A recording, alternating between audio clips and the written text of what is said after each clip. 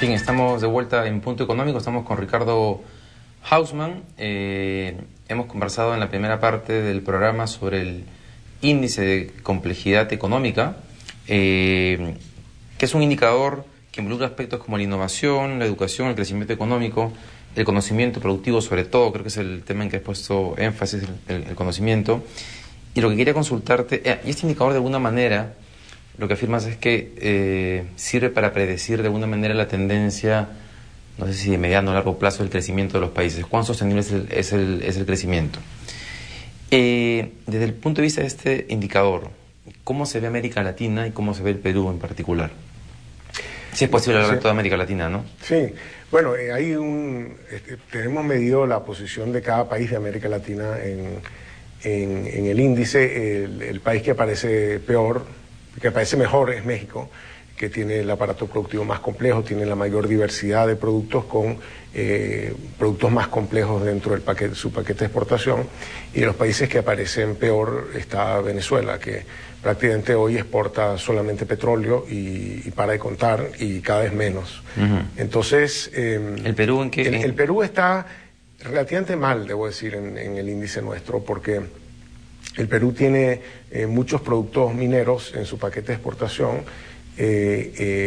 lo cual está bien. O sea, hay otros países que también tienen minería, Australia,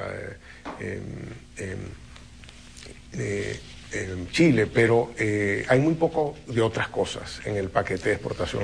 Hay un poquito de textiles, hay un poquito de metalmecánica, muy poquito, y el Perú está ausente de una gran parte del bosque.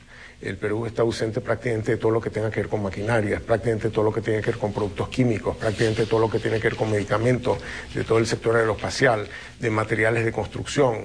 Tiene una presencia muy pequeña en alimentos procesados. Entonces, hay pocos monos en el bosque y los monos están en productos relativamente de baja complejidad. Hay una condición general buena para que el país vaya avanzando, pero creo que es una tarea pendiente.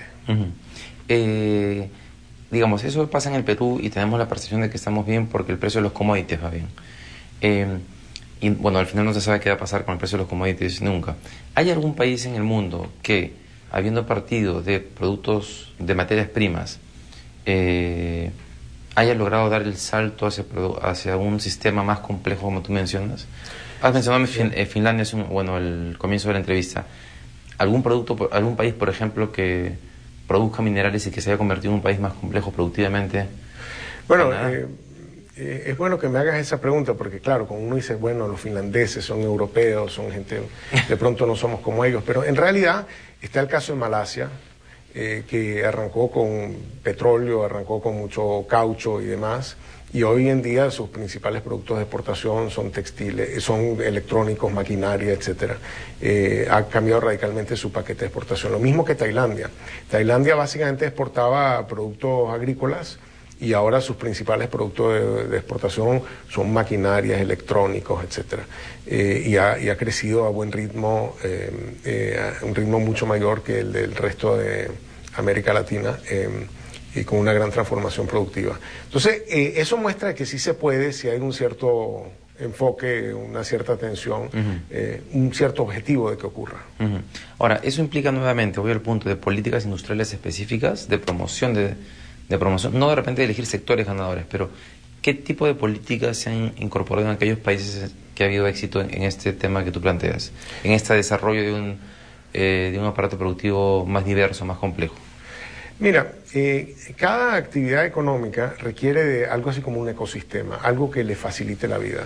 Para uno exportar espárragos o para exportar alcachofa, uno tiene que tener una cadena en frío, una cadena de logística en frío. Tiene que tener permisos fitosanitarios, tiene que tener certificaciones de buenas prácticas agrícolas, tiene que tener conocimiento de mercado, tiene que tener un sistema logístico, una frecuencia de viaje, etcétera. Tiene que tener un conjunto de cosas que hace que un productor agrícola en Trujillo, donde sea que se estén plantando esas cosas, pueda él plantar los alcachofas o los espárragos y después que la cosa salga, pueda llegar al mercado sin que se pudre y a un buen precio. eso es verdad para toda la actividad económica. Cada una de esas actividades económicas requiere de cosas. Y esas cosas, si no se dan, se para la actividad o se trabaja a productividades muy bajas. Y la forma como se dan todo ese conjunto de cosas es porque hay algún mecanismo que identifica que esas cosas, que hay unos problemas, unos obstáculos, unas oportunidades y que afectan a alguna parte de la actividad económica y va y se resuelve. Pero es alguien que identifica, tiene que, o sea, digamos, tiene nombre, tiene... A veces el que identifica es el sector privado que se organiza para comunicarse con el gobierno. Y es importante que el gobierno tenga los canales para que se comunique, no solamente para que se comunique con el sector privado y con la sociedad civil, sino también para que una vez que se comunican e identifican problemas, oportunidades, se resuelvan. Por ejemplo, me contaba el ministro de Turismo de Marruecos, que él decía, sí, yo me reúno con el sector privado y siempre que me reúno con el sector privado me dicen que el problema es que nosotros necesitamos visas para los turistas porque los turistas quieren venir pero no pueden porque no tienen visa, llegan al país, todas las señales de tránsito en el país y las direcciones están en árabe y no leen el diccionario árabe y quieren permisos de construcción para hoteles y demás y si no le dan los permisos de construcción, ¿cómo van a ellos a desarrollar el turismo? Entonces, y me decía él, bueno, el único problema es que yo soy el ministro del turismo, pero yo no tengo nada que ver con las visas, yo no tengo nada que ver con las señalizaciones de tránsito y yo no tengo nada que ver con los permisos de construcción. Entonces, muchas veces el gobierno identifica en cierto sentido dónde está el problema, pero no tiene la capacidad de coordinación interna para, una vez identificado dónde están los problemas, para coordinarse entre ministros, entre entes públicos, para buscarle una solución a los problemas. Ese es un problema que hay en el Perú también.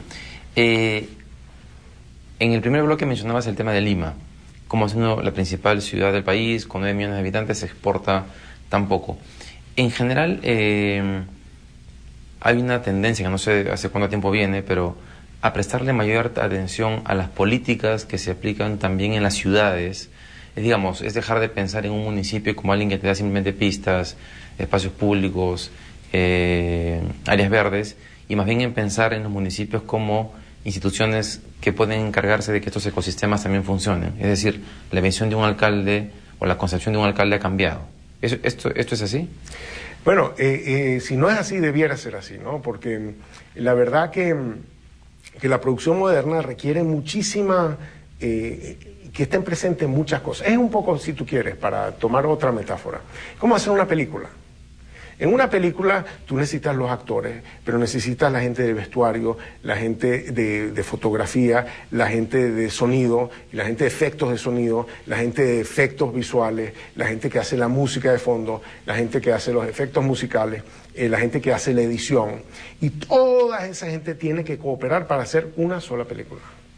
O sea, no es que cada uno va a hacer una película distinta, todos tienen que participar en una sola película. Y lo mismo ocurre con la producción.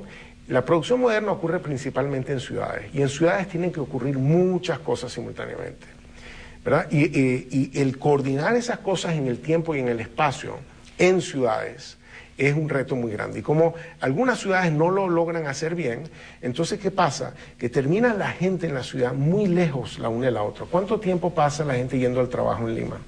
O en el Perú. En unos casos 2 horas, 3 horas. 2 horas de ida y 2 horas de vuelta. Sí, bueno, ¿Sí? 2 horas en total, hora. igual, 2 horas es un montón, ida y vuelta. Es un montón.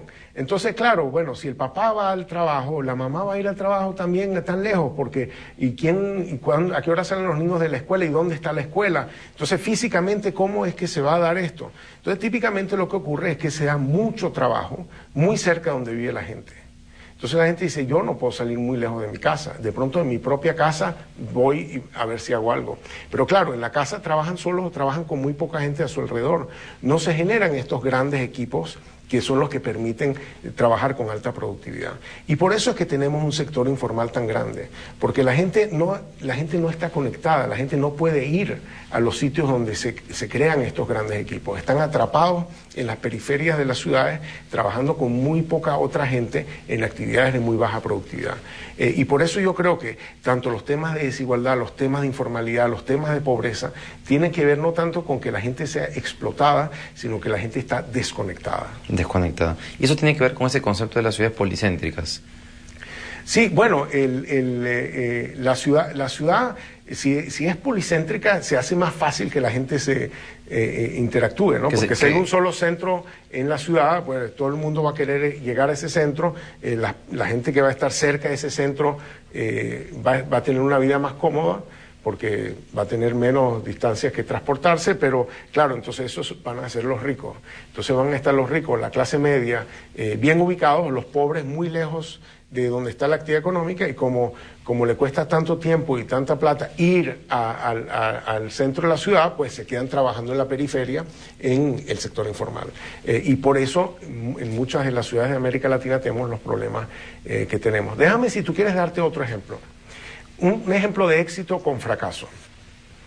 Punta Cana. Punta Cana es uno de los éxitos turísticos más grandes en América Latina, en República Dominicana. Es ya el principal aeropuerto de República Dominicana. Es un sitio geográficamente espectacular y además con una inversión turística fantástica, un flujo de turistas fantástico. Desarrollaron el puerto, el aeropuerto, desarrollaron las zonas hoteleras. Se les olvidó dónde es que iban a vivir los trabajadores. Se les olvidó dónde iban a vivir los trabajadores. Pensaron que los trabajadores iban a vivir a media hora de distancia en unos pueblos que ya preexistían. Claro, para los trabajadores eso es muy incómodo, entonces se fueron haciendo informalmente sus casas, sus villas miserias, sus ranchitos, le decimos en Venezuela, no sé cómo le digan aquí a la vivienda informal, cerca donde están los hoteles. Entonces, claro, está de este lado el hotel espectacular, la playa, y del lado de atrás está una villa miseria, porque no se pensó dónde es que iban a vivir los trabajadores. Lo que quiero decir esto es que coordinar la actividad moderna es muy complejo en un espacio urbano y se requiere de mucha atención y coordinación. Hay que resolver el problema de lo que requiere la empresa y lo que requieren los trabajadores y conectarlos los unos con los otros. Y por eso estas cosas no se dan por casualidad.